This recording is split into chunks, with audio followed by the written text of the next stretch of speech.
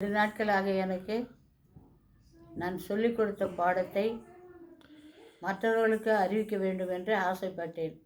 எனக்கு வயது இப்போது 82. நான் 40-45 வயதுக்குள் இருக்கும் பொழுது வகுப்பில் பாடம் எடுத்தேன். அப்பொழுது இன்ஸ்பெக்டர் வந்து என்னை வாழ்த்தினார். டீச்சர் ட்ரைனிங் முடித்த பிறகு எனக்கு ஆங்கில பாடம் நடத்த தெரியாது. யாருன்னா வந்தாங்கன்னா நான் மறைஞ்சி நின்றுப்பேன். அவங்க போன பிறகு தான் நான் பாடத்தை எடுப்பேன். எங்களுக்கு மெல்ட் கோர்ஸுன்னு ஒரு கோர்ஸ் கொடுத்தாங்க, மெட்ராஸ் இங்கிலீஷ் லாங்குவேஜ் ட்ரைனிங். அந்த ட்ரைனிங்கில் ஒரு மேடம் இருந்தாங்க, அவங்க பேர் மெஹருனிசா. அவங்களுக்கு லேட்டாக வந்தால் பிடிக்காது, ஹோம்ஒர்க் செய்கிறது வந்தால் பிடிக்காது. அவங்க எங்களுக்கு பாடம் எப்படி ஆங்கிலம் போதிக்க வேண்டும் என்று சொல்லிக் கொடுத்தார்கள். அதை நான் இப்பொழுது உங்களுக்கு சொல்லப் போகின்றேன். வகுப்பில் ஆசிரியர்கள் உட்கார்ந்து பாடம் நடத்தக்கூடாது, டெக்ஸ்ட் புக்கை முதல்ல எடுத்து படிக்கக்கூடாது. அதனால் என்னென்ன எய்டுங்க நம்ம உபயோகிக்கிறோமோ அந்த எய்ட்ஸ் எல்லாம் முன்னாடியே தயாரித்து எடுத்துக்கொண்டு பாடத்தை டாப் டு பாட்டம் 2 முறை படிக்கணும். அப்போ அதில் இருக்கிற நியூ வேர்ட்ஸ் எல்லாம் அண்டர்லைன் படிச்சிடணும். அண்டர்லைன் பண்ணிவிட்டு வாக்கிங் அமைக்க தெரியணும். முதலாவது டெக்ஸ்ட் புக்கை கையில் தொடக்கூடாது, கிளாஸ்க்கே கொண்டு வரக்கூடாது. என்றைக்கு தேவையோ அன்றைக்கி தான் டெக்ஸ்ட் புக் உபயோகிக்கணும். அதுக்கு முன்னாடி அந்த பாடத்தை டீச்சர் தரவாக படிச்சுட்டு நோட்ஸ் ஆஃப் லெசன் முதல்ல எழுதணும். அந்த நோட்ஸ் ஆஃப் லெசனில் என்னென்ன எய்டுங்க உபயோகிக்க போகிறோன்றதை முதல்ல சொல்லணும். நோட்லேயும் எழுதணும், நோட்ஸ் ஆஃப் லெசன் நோட்டில் எழுதணும். திங்கட்கிழமை முதல் வேலையாக ஹெட்மாஸ்டர்கிட்ட கையெழுத்து வாங்கணும். அதுக்கப்புறம் கிளாஸுக்கு போயிட்டு பாடத்தை நடத்தும்போது ஏற்கனவே அந்த டீச்சர் படிச்சிருப்பாங்க, அவங்களுக்கு ஓரளவு நியூ வேர்ட்ஸ் எதுன்னு தெரியும். அந்த நியூ வேர்ட்ஸ் எல்லாம் போர்டில் எழுதி போடணும். எழுதி போடும்போதே டீச்சர் சொல்லணும், வாசித்து காட்டணும். அதுக்கப்புறம் அவங்களுக்கு சென்டென்சஸ் அமைக்க கற்றுக் கொடுக்கணும். அந்த சென்டென்ஸை போர்டில் எழுதி போடும்போது டீச்சர் அதை சொல்லிக்கினே எழுதணும். இது முடிஞ்ச பிறகு homework, fill in the blanks போன்றவற்றை கரும்பலகையில் எழுதி போட வேண்டும். கடைசியாக எழுதியவைகளை அவர்களுடைய இங்கிலீஷ் நோட் புக்கில் எழுதிக்க சொல்லிவிட்டு அதுக்கப்புறம் நாளைக்கு வேண்டிய ஹோம்ஒர்க் அவங்கக்கிட்ட கொடுக்கணும். அது முக்கியமாக அந்த என்னென்ன வார்த்தைன்றதை போர்டில் எழுதி போடணும். மறுநாள் பிள்ளைங்க வந்தோடனே அவங்களுக்கு டெஸ்ட்டு வைக்கணும். அந்த டெஸ்ட்டு வச்சு அதில் தப்பு எடுத்தால் அது மறுபடியும் 5 தடவை எழுது, 4 தடவை எழுது, 3 தடவை எழுதுன்னு சொல்லி கொடுக்கணும். அவங்க அது தரவான பிறகு 3ஆவது நாள் தான் டெக்ஸ்ட்டு புக்கை ஸ்கூலுக்கு கொண்டு வந்து அதை ஆசிரியர் பிரித்து படிக்கணும். முதல் டீச்சர் படித்த பிறகு பசங்க கூடவே படிக்க சொல்லி தரணும். அதுக்கப்புறம் மாணவர்களை படிக்க சொல்லணும். அவங்க படிக்கும்போது ஏற்கனவே அவங்க படித்த டிக்டேஷன் எழுதின வேர்ட்ஸ் எல்லாம் அதில் வந்துடும். ஆசிரியர் உட்கார்ந்து பாடம் நடத்தக்கூடாது, நோட்ஸ் எல்லாம் எழுதாது போகக்கூடாது, டெக்ஸ்ட்டு புக்கை ஃபஸ்ட்டு தொடக்கூடாது. அதுக்கப்புறம் தான் நான் 3ஆவது நாள் தான் டெக்ஸ்ட்டு புக்கை கையில் எடுக்கணும். அதை கையில் எடுக்கிறதுக்கு முன்னாடியே எந்த பாடம் எத்தனையா நம்பர், உதாரணமாக நம்பர் 5 அனிமல்ஸ் டெக்ஸ்ட் புக்கில் அதை என்ன பாடம் வருதோ அதை சொல்லி தான் வாசிக்க கற்றுக் கொடுக்கணும்.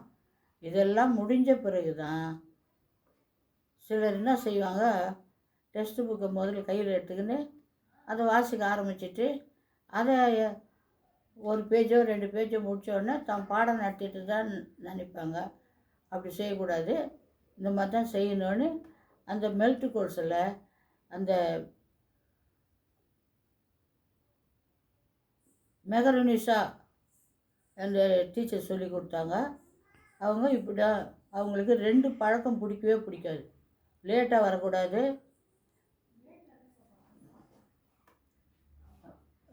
ஹோம்ஒர்க் முடிக்காமல் வரக்கூடாது. கட்டாயம் ஹோம்ஒர்க் முடிச்சு வரணும், நேரத்தோடு கிளாஸுக்கு வரணும். ஒரு நாள் அவங்க எங்களுக்கு பாடம் சொல்லி கொடுக்கும்போது ஒரு ஆசிரியர், அவர் பேர் தஸ்தகீர், அவர் லேட்டாக வந்து வெளியே நின்னார்.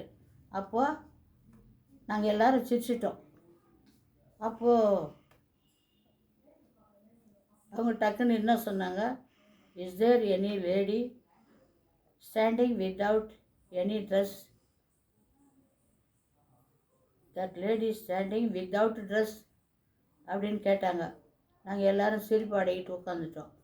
அன்னிலேருந்து தான் எனக்கு ஆங்கில பாடம் எப்படி சொல்லித்தரணும்னு எனக்கு புரிஞ்சுது. நான் ஒரகடன்ற ஸ்கூலில் Oragadam middle school near Thirukkazhukundram, அதில் 6th ஸ்டாண்டர்ட் கிளாஸ் எடுக்கும்போது ஒரு இன்ஸ்பெக்டர் திடீர்னு வந்தார். வந்தோடனே கட்டுரை நோட்டு, கையெழுத்து நோட்டு, ஹேண்ட் ரைட்டிங் நோட்டு இது எல்லாத்தையும் கொண்டாட சொன்னார். அது எல்லாத்தையும் கொண்டு கொடுத்தேன். அதுக்கப்புறம் அவர் சொன்னார், I want English drama without use Tamil வேர்டுன்னு சொன்னார். அப்போது நாங்கள் பசங்களை ஏற்கனவே நான் ரெடி பண்ணி வச்சுருந்தேன். அந்த ட்ராமாவை போட்டோம். அந்த ட்ராமா பேர்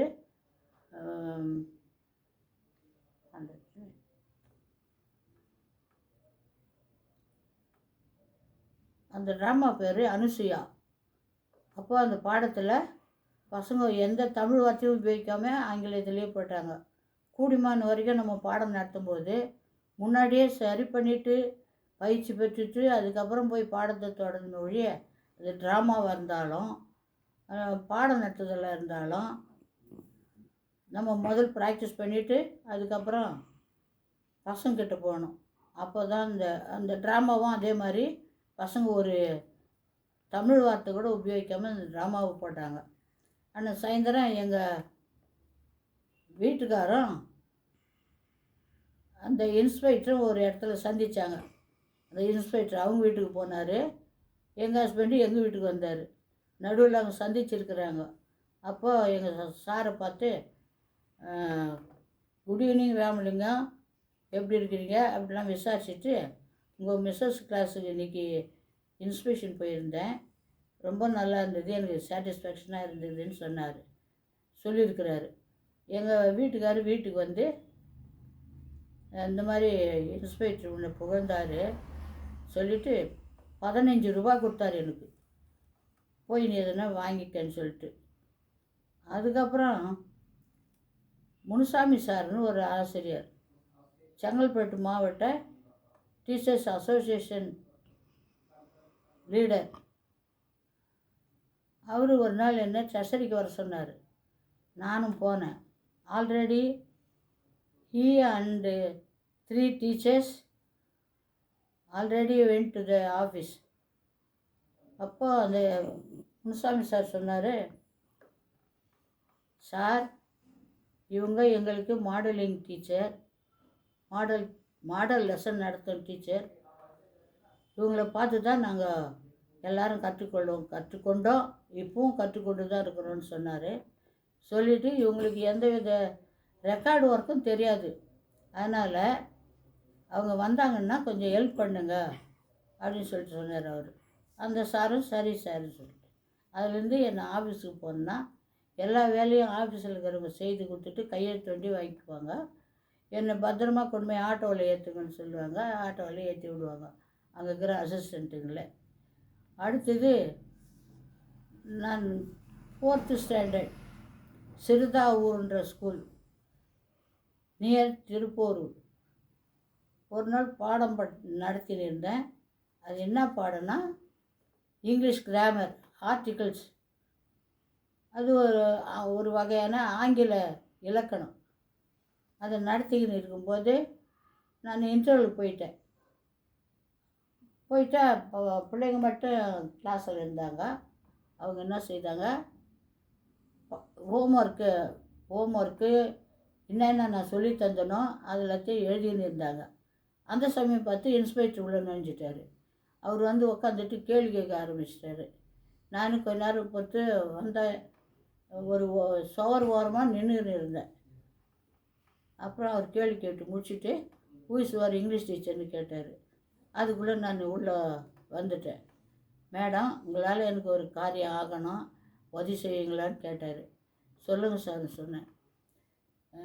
டிஏ மீட்டிங்கில் மாதம் டிஏ மீட்டிங்க்கு போகிறீங்களே, அங்கே நீங்கள் மாடல் லெசன் எடுக்கணும் அப்படின்னு சொன்னார். நான் அவர் எப்போ சொன்னாரோ அதிலிருந்து up to my retirement I done that. இப்போ நான் என்ன பாடம் எடுத்தேன், எதுக்காக இன்ஸ்பெக்டர் புகழ்ந்தாருன்ற பாடமாக நான் எடுக்க போகிறேன். இப்போது